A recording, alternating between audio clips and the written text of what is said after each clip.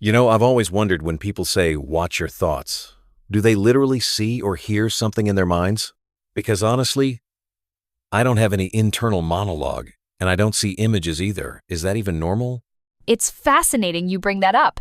Not everyone experiences a mental inner world the same way. For some, there's a constant reel of images or a narrative voice, but for others, like you, it's silent, blank. That absence is called aphantasia, and while it's not super common, it's definitely real and not a problem in itself.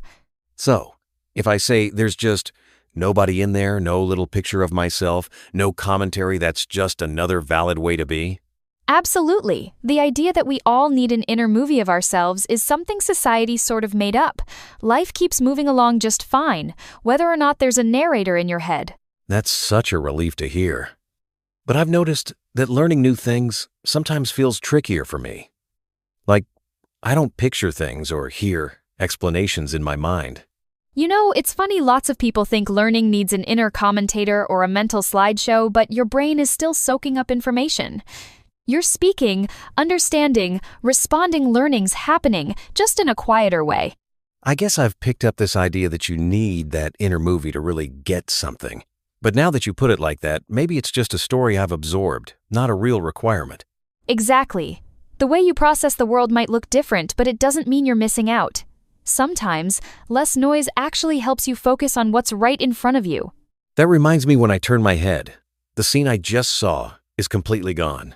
I have no way to recall it as a picture. It's weird, but it's my normal. It's wild how our brains work, isn't it? But why should the mind hang onto a visual field once it's out of sight? Life just keeps moving, using what's right in front of you instead of replaying old images. Makes sense. I've survived years without needing to recall mental pictures. Functioning day-to-day never actually required them. That's the thing, unless you start comparing yourself to some mental average, there's no real issue. Your experience is just another way that life unfolds. Funny thing is, I think it's even worked out for me.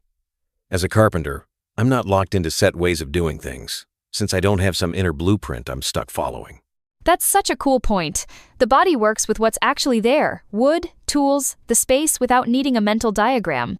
Sometimes, not having that inner picture means you're more adaptable. True. And yet, sometimes people act like there's something missing or unusual about it. Like I should have a me in my head directing traffic. That's just another mental story. The work gets done either way. You don't have to define yourself by what's happening or not happening inside your head. I can't help but notice people who do have that constant mental chatter often seem more anxious or just tangled up in it. I've seen it firsthand.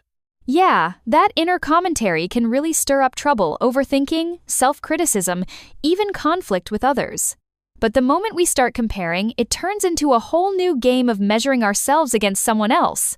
That hits home. My ex had nonstop internal chatter, and honestly, that friction between my quiet mind and her busy one was a real challenge. It's interesting, isn't it? The struggle didn't come from your silent mind or her noisy one. It was the gap between them, each trying to fit into an idea of how things should be. Life doesn't really care about those differences, it just moves along. Exactly. No inner commentary, no images, just living. And that's been enough so far. And that's the heart of it. Whether your mind is loud or quiet, life unfolds as it will.